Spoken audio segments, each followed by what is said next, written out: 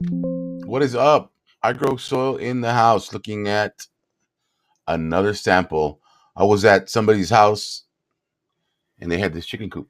And this chicken coop is undisturbed. So what he does is he mows all these grass clippings around the coop. He puts these grass clippings in the coop, and maybe once a week you've got the rabbits over here pooping into it. He also takes tithonia, which is a Mexican sunflower, high in nitrogen. One of these permaculture plants, or yeah. So he says, take a look at it because it looks so rich, And then plus you got the rabbits pooping in here. He's had sheep in here. Every 6 months, our tithonia or Mexican sunflower is a chop and drop. So he'll push it through the chipper, throw it in here, and the chickens love that, by the way. And then finally, at the end of the year or whenever, once a year, he'll add some biochar to it, which is going to keep. Didn't smell in here at all. No ammonia. I didn't smell anything. All it just looked rich. So we're taking a look at it. I took a sample of it, of course, and one more time. This is what it looks like. Pretty decent size, and this was how he fuels his entire property so far, as far as biology. So it's always good to. I was like, yeah, let's take a look at it. So 40. I'm at 40 time magnification, and we jump right into this. That is a massive, massive nematode. At 40 time magnification, that's wild. So let's jump in a little bit. Let's see what we can. Let's see what we can see. But I can almost. I bet you I can see that. Yeah, I can see that thing on the slide. It's a white dot on the slide. That's how big it is. So that is no longer a micro nematode. That is a macro nematode. And let's take a look at the mouth parts on this thing. Usually your predators you get this big. Bacterial feeders, they don't get this big. And I can see the spear. I can see the spear on the this is only 100. Let's go to 200. I got a new objective that I'm stoked about. It's a 200 or 20x, so it takes me in 200 times, and it is my new favorite thing in life. This thing is moving in and out, up and down. So let me see if I can get the spear. You can see the spear. So this is a fungal feeder, which is going to be an indication here that if this is the first thing I'm seeing, that this is going to be a fungal sample. He's making it tough. There you can see the spear there. And then there are no bulbs in the back of the spear. If there were bulbs, like two little balls on the back of the spear, then it would be a root feeder. But in this case, this is a very large fungal feeding nematode, which is cool to start it off with that. So I'm gonna back up. I'm gonna back to 100 and actually let's go back to 40 real quick. Clean that up and zoom. Let me get rid of this. Takes a lot of space. Let's go. Let's see real quick at 40. I can actually see the fungi from here at 40, which is not uncommon, but it's definitely fungal. And just to verify it, let's go all the way in. Here we are at 100. No questions asked. Nice color. Here we are at 200. Clearly see your septa, these little separations. Good looking piece of fungi or hyphae. Fungi, hyphae, all the same. So we'll move back. I'm going to jump back to 40 real quick. And I've already seen. So I'm at 40 to mow it, to scan through it quickly, and look right here. This is all hyphae. This is a fungal sample, and that's kind of cool. That's kind of cool considering that you'd think that chickens run around kicking everything up and disturbing everything, but he does not empty this bin. I mean this the coop, the power of the coop. I'm calling this video. He doesn't empty the coop. He just keeps piling it up.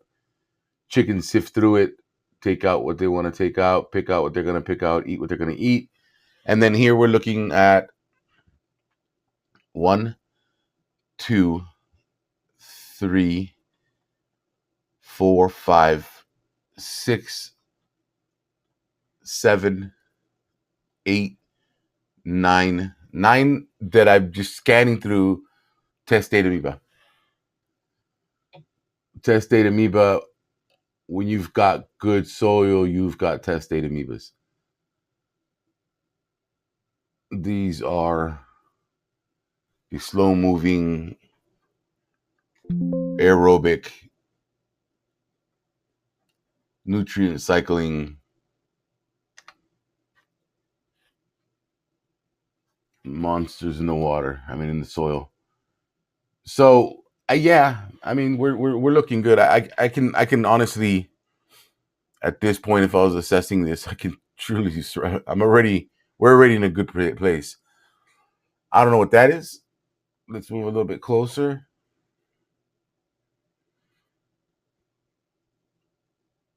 I don't know if it's biological. I don't know if let's put the.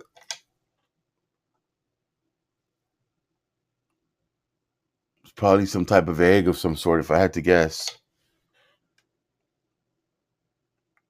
And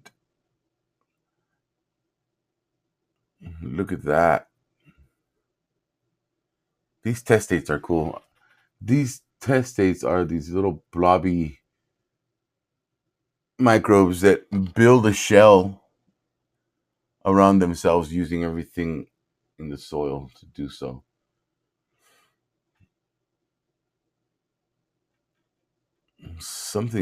What is going on here?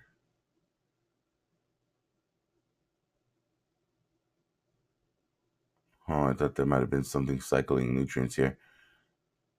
That is like a spore. Remember that your light brown stuff is usually fulvic. Your darker brown is humic. So if I had to guess, and I'll do this really quick, this is going to be, and I'll use a strip, these simple little strips. I have my other meters. There's no need. This should be at a more reasonable pH than most. It's going to be in the 6s.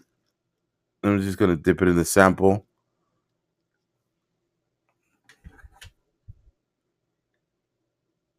Yeah.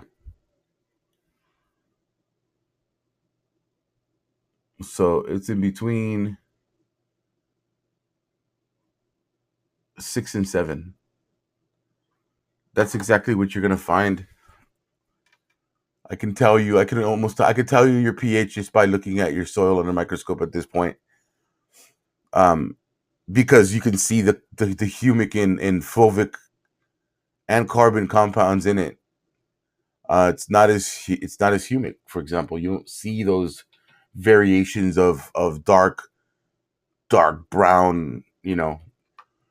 But your fulvic is keeping you acidic, and fungi create acidic environments.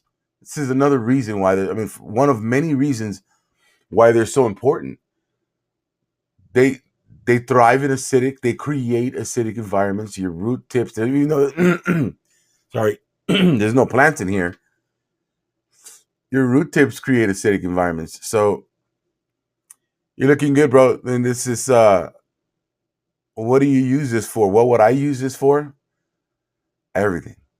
I would use it for extractions. I would use it for teas, even though everyone's pushing away from teas now. To me, don't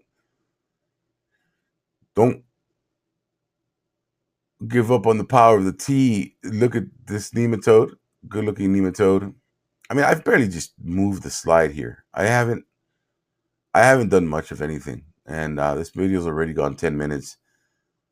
It's a great sample. There's a spore there. I knew this was going to happen. Just you could just tell. I don't know, when I was out there on site with them, it just looked, it looked great. He pushed the little grass aside, went down, and pulled the sample up, and I was like, that's gonna be juiced. So absolutely use this as your way to capture biology. I would add it to my. I would add it to everything. I would add it to my barrels. I would add it to my other compost piles. Use this as a spark for my compost. I would water my compost with this, and I know he's got compost out there. So something that simple. The power of the chicken coop, man. Chicken coop, chicken poop, and some native plants. Nitrogen. Imagine what the nitrogen is, right? You've got grasses, and it's nitrogen that's been processed by microbes. You've got grasses, nitrogen rich. Mexican sunflower, nitrogen rich. Chicken poop, nitrogen rich. It's a pretty big deal. Fungal. Look at, just everywhere we're looking. Oh, that's a nice piece of organic matter. Look at that. Man, that looks good. Let's clear that up. That's really interesting. That's interesting that I could see a test. I feel like I can see a testate amoeba in there.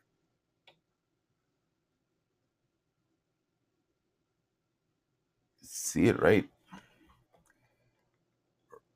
there. Looks like a testate amoeba. It's moving too. Wow.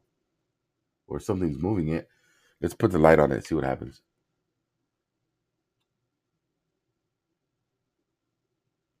Dang.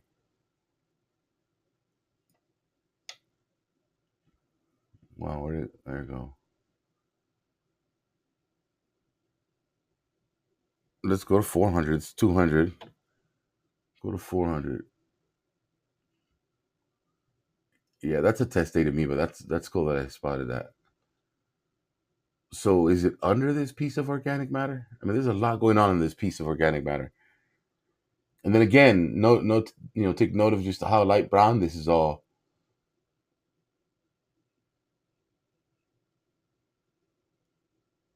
What a really good buffer too. Yeah, that's great. All right.